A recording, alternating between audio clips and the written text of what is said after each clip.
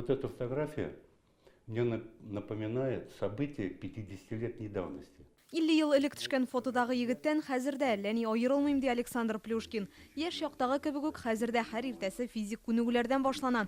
1976 елда Олимпия уеннарында катнашкан спорт остасы, ишкәкле көймәдә йөзү буенча атказанган спорт мастеры гомеренең 60 елын Динамо җәмгыятенә багышлый. Для меня Динамо – это вся моя жизнь. Динамо минем бөтен тормышым дияргә була. Яшьлегем шунда узды. Мондагы кешеләр минем туганнарым кебек бик якын, биредә үсеш өчендә тәҗрибә тупларга да мөмкинлекләр зур. Длинная спинка красивая.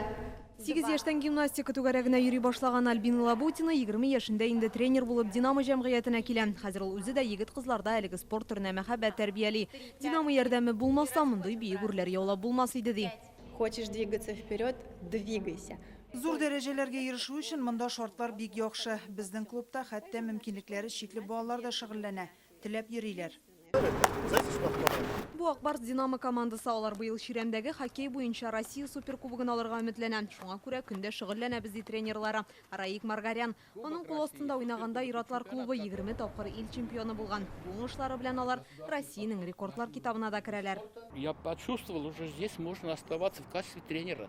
Вот Мин это биргә было- килү белән тренер булып калырга теләвемне аңладым. Монда үз-үземне таптым. 25 көнне безнең команда суперкубок өчен уйнаячак. Анда отарбыз һәм җиңүебезне Динамоның 100 еллыгына багышларбыз дип ышанам.